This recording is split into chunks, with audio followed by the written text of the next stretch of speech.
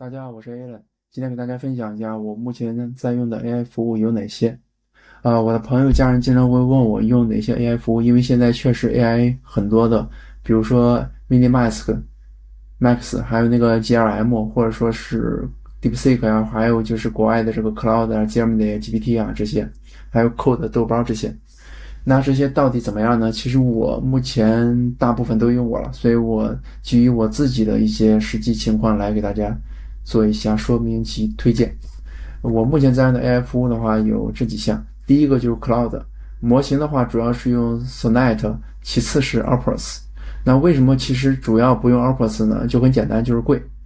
对于比如说我 Cloud Pro 用户的话，其实我是玩不起 Opus 的，就是不是很多，所以实际上我会优先使用 Sonnet。但是有一些稍微复杂点的项目设计的话，我就用 Opus。就 Sonnet 和 Opus 对于逻辑能力很强，所以比如说文章写作，还有就是如果是 coding 能力，那其实就更强了。所以实际上我主要是用它。第二的话就是 Gemini 就是 G3 Pro 和 G3 Flash， 就是 G3 确实很强啊，所以我对比来用之前的那些几代什么 G2 那种都不太行。然后 Flash 的话，你可以等价去看作是 Sonnet， Pro 就是 Opus。不过实际上在使用对比的话，就是 Opus 会更强一些，就是 G3 Pro 还有 Flash 这些会稍微差一点点。但是呢 G3 有它的优势啊，就比如说 G3 Pro， 它对于比如说去 Figma 去还原那个设计稿那是非常的不错的，就它比 Opus 还强。所以就是说其实会这个有它的优势，但整体就粗一点的来比的话，它跟 Cloud 是差不多的。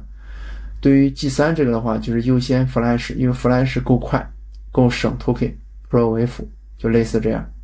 如果是你用 CLI 的话，其实 Gemini CLI 其实默认是有一个 Auto 的选项选模型，它会帮你选。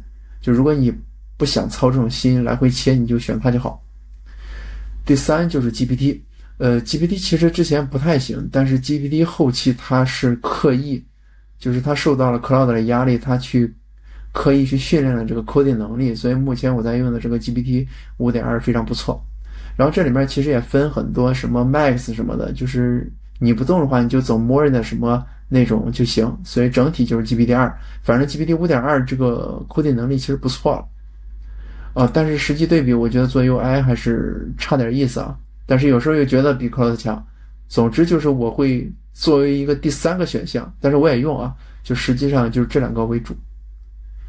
第四就是当前三个我都用完了，我就要用第四个。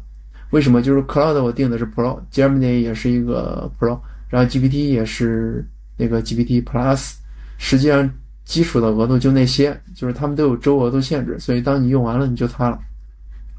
然后国内模型就是中国区啊，国内模型的话就是 DeepSeek、豆包这些，再经过实际对比 ，DeepSeek 的话我是直接充额度的，豆包的话我买了那个 Coding Plan， 但是 Coding Plan 里面也能用 DeepSeek 啊，就是这是另一码事了。但总之来说，经过对比，我个人觉得，就目前来用来说，豆包的这个 Seed Code 相对来说，对于 Coding 能力都算不错了。就如果1、2、3你用完了不够用，又想省点钱，用4。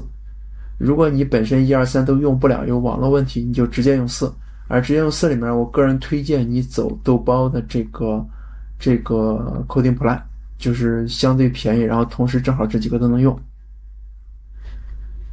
然后你就可以走，比如说我这里这个推广链接这种，就走这个都行。总之就是可以用它。第5个选项的话是 GitHub Copilot， 这个其实从使用质量上来说，那肯定跟1、2、3都一样的。为什么？因为它本身是个几何，它本身就有 Cloud Gemini 这些。这个的话，我每个月都会用完。它跟上面有一点区别，就是它其实是按月额度的，它没有周额度限制一说。所以基本上我要真用就1天，或者1、2天，最多1、2天就用完了。但是它的这个代码补全和 commit message 是无限的，就是你一直可以用，最多就是某个模型不能用。所以其实这个会一直用，就是作为一个辅助啊，因为主要我是用它来补全啊这些。另外的话是炸一下它的模型用量。行，然后接下来就是说成本问题。刚才也介绍了，其实我用的是 Pro 的，我都用最低档的。就这里给大家一个参考。Cloud Pro 的话，我走的是尼日利亚区，所以就是1个月80多块人民币。GPT Plus 的话是土耳其区，所以也就是80多人民币。Gemini 的话，目前我还在走的是之前的那个活动订阅，如果完了我就需要走 Visa 支付了，一个月大概就是$20，折合就是140了。然后的话是 Visa 的话就是一个月$10，折合人民币70多。购买的话，其实中国区用 Visa 就可以的，这个没有问题。然后上述有一些有支付门槛的，大家可以看我之前关联的一些视频，或者说这里面的文章都行，这我会都贴在视频区。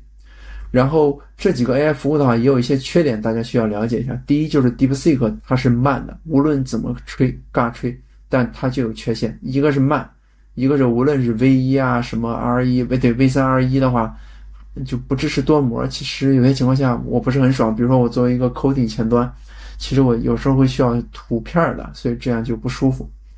第二的话就是 GPT 的绘制前端即使给了 Figma 走了 MCP 还是显著的不如 G3， 这个是很明显的，所以大家了解一下。